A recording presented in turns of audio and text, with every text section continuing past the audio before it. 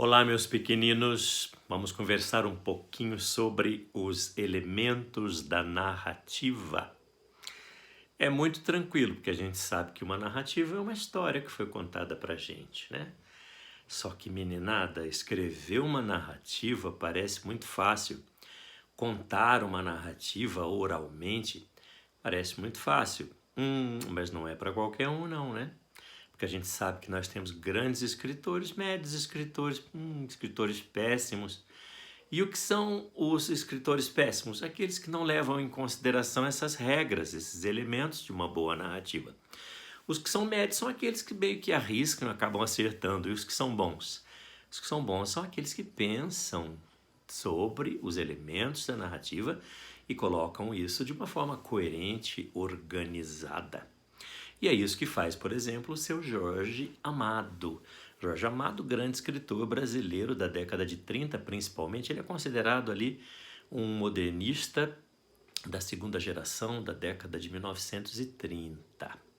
Certo, pequenininhos? E grande, imenso contador de histórias, né? Um grande narrador.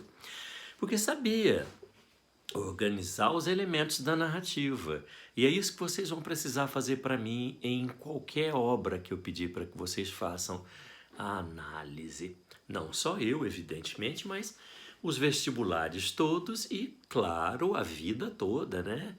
Para conseguir uma boa namorada, um bom namorado, uma bela moça, um belo rapaz. Por favor, saiba conversar sobre os elementos da narrativa depois que saírem do cinema. Depois que assistirem um filme na Netflix, por exemplo. Porque de repente a tua namorada inteligentíssima pode perguntar para você assim: eu achei os personagens retos demais. Aí você vai pensar assim: não, achei que até que eu achei alguns gordinhos. Então a gente tem que entender o que é uma personagem reta, né? E o oposto, evidentemente, são as personagens redondas. E aí alguém pode dizer para você: as personagens são redondas, né? Vocês dizem: parece que eu achei todos tão magros ali. Então a gente tem que conhecer o nome desses elementos da narrativa para poder pelo menos manter a namorada bonita, o namorado bonito. Claro que eu estou fazendo uma brincadeira, mas é uma maneira de você se colocar no mundo como uma pessoa que conhece academicamente como analisar uma obra, né? Que sabe como analisar uma obra. Seja ela cinematográfica, seja ela literária, seja ela falada, né? Você escutou uma história e fala, poxa, que bacana, e você notou como ele fez uma definição do espaço, né? O espaço aberto tão bem definido, o espaço fechado tão bem definido, né? E ele tinha muita organização do tempo, que era um tempo psicológico. E o clímax, quando atingimos o clímax, aquilo foi muito legal. Perceberam? São alguns elementos muito importantes que a gente faz uma análise, mesmo conversando, trocando ideias. Agora, para o ensino da literatura, toda e qualquer obra que traga alguma narrativa, uma historinha que foi contada, a gente precisa encontrar os elementos da narrativa. Pode ser num conto, pode ser numa crônica, pode ser numa novela, pode ser num romance. Então a gente vai encontrar sempre os mesmos elementos. Tio Fábio, mas quais são eles? Vamos com isso, meu filho. Vamos com eles, vamos lá. O primeiro elemento da narrativa que a gente faz uma análise é o personagem, ou a personagem. Tanto faz aqui o artigo, tá? O personagem ou a personagem. É sempre uma pessoa masculina ou feminina, tanto faz como você vai indicá-la. Então, a gente fazendo uma análise desse elemento da narrativa chamado personagem, a gente começa pensando assim: quem é o protagonista? Quem é o antagonista? Quais são as personagens secundárias? Ah, meninada, é muito provável que vocês saibam muito bem do que eu estou falando, né? Só nome técnico, mas coisas que vocês conhecem muito bem. O protagonista é o personagem principal. O protagonista é o personagem central. É um único? Não, pode haver mais de um personagem protagonista. Então, de repente, você pode procurar na obra Capitães da Areia, do Jorge Amado, quem é que poderia ser o nosso protagonista.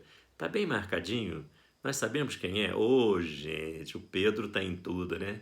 Pedro Bala está em todas, então ali naquela obra é muito claro que o Pedro Bala é o nosso protagonista, o personagem central. Mas digamos que nós peguemos uma narrativa qualquer, alguma até muito divertida, engraçada, que conhecemos desde a infância, Branca de Neve e os Sete Anões, né? Então você imagina assim, quem seria a protagonista dessa história? A Branca, sobrenome de Neve, né? Muito simples, Branca de Neve é nossa protagonista, personagem central. Agora, quando você imagina uma outra narrativa bem simplinha, por exemplo, Os Três Porquinhos. Perceberam? Pela Disney seriam Prático, Heitor e Cícero, o nome dos três porquinhos, né? Traduzidos para o português do Brasil. Então, nós teríamos três protagonistas.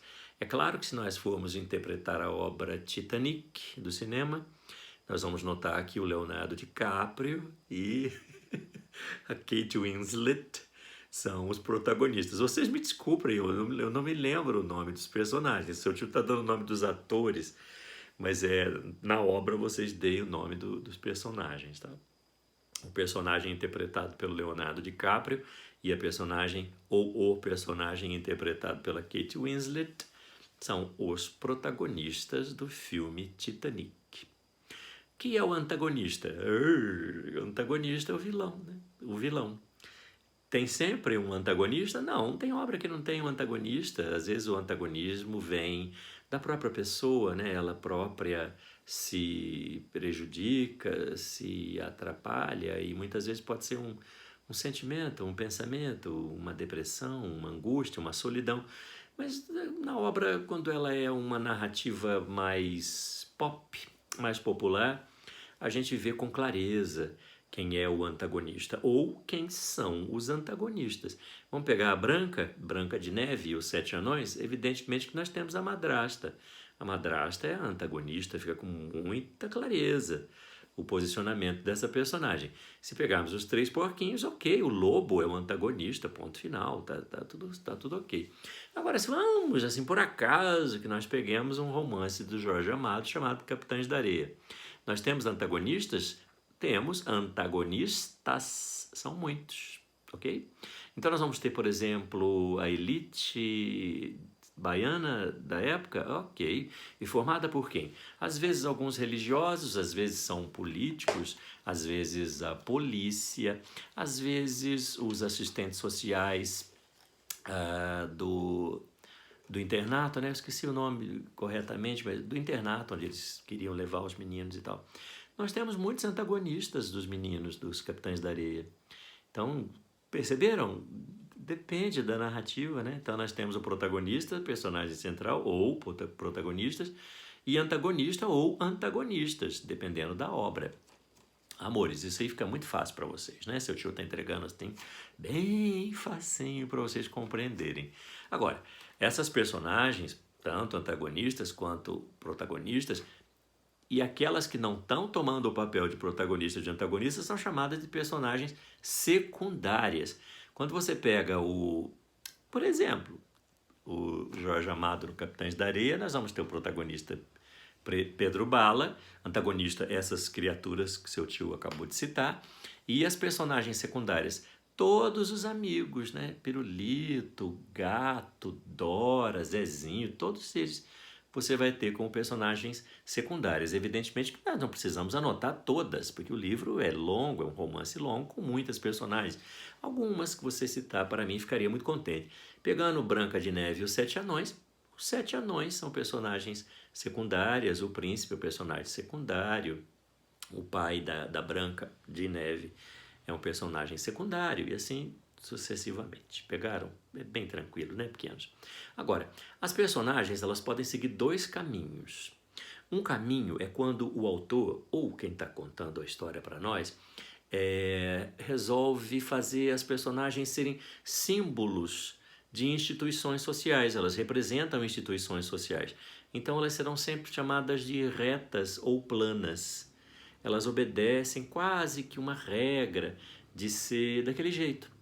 Vamos imaginar Branca de Neve e os Sete Anões. A Branca de Neve é uma princesa, bonita, bem vestida, boazinha, legal, charmosa, agradável, gentil, delicada.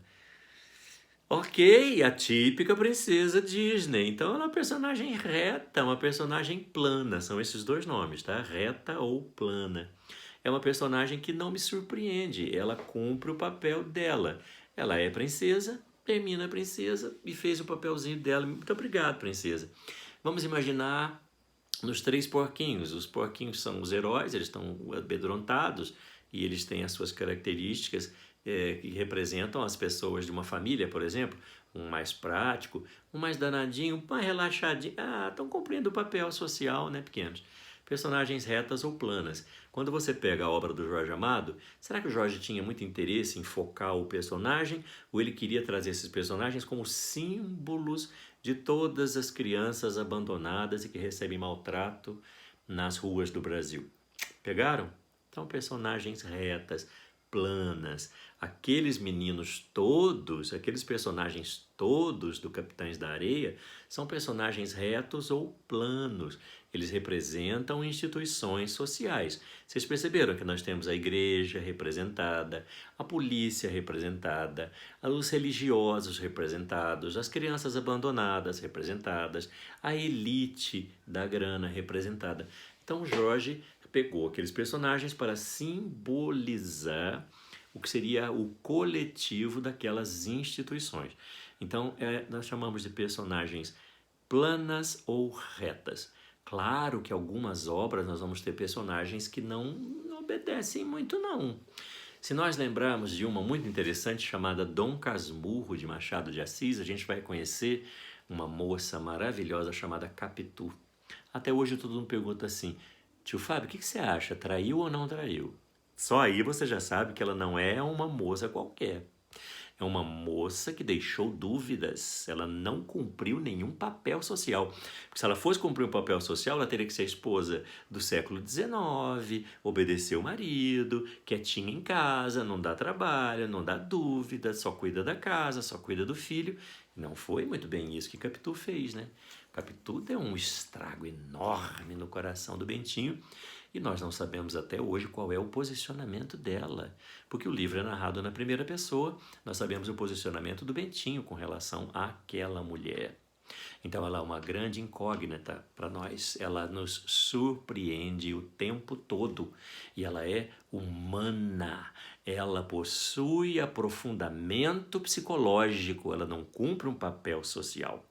Então, quando essa personagem ela é humana e ela tem um aprofundamento psicológico que a desloca de ser apenas um símbolo social, nós chamamos de personagem redonda, circular ou esférica. Yes?